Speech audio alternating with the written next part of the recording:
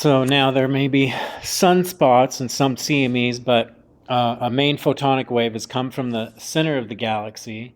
They call it the central, that's central sun. And then it goes through all the different toroidal fields, right? It goes through where are we? Let's go back a little bit. Here.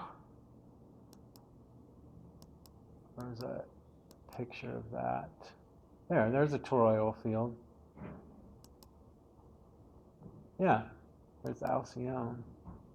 So yeah, there's the galaxy. So the central sun goes through the center of the galaxy, the black hole, right? Anyways, and then we're out here on that arm, on that spur. Let's see, let's go back. So,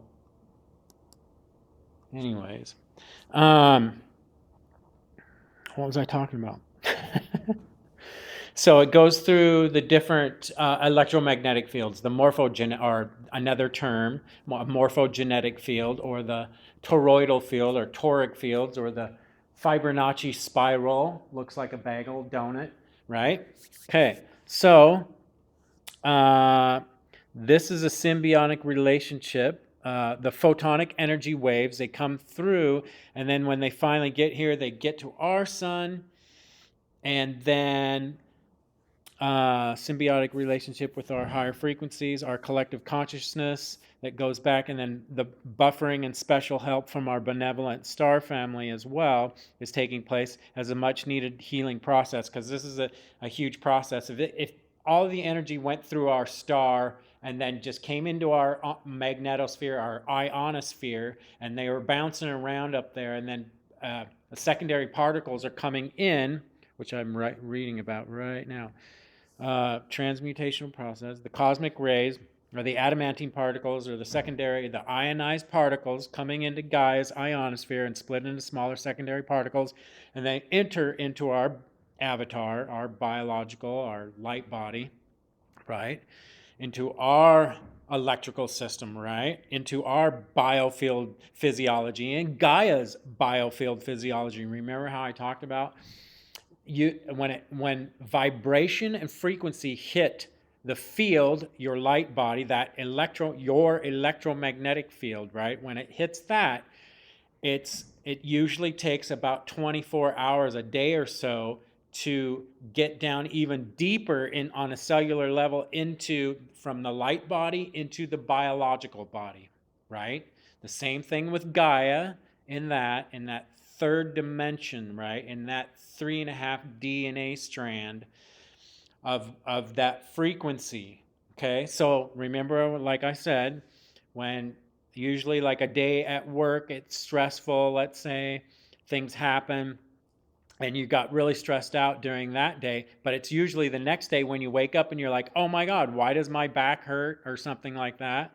That's because it took a little bit while. It's emotional, stressful on your endocrine and nervous system, right? When it gets down on a cellular level. Okay, so yeah, moving on from that.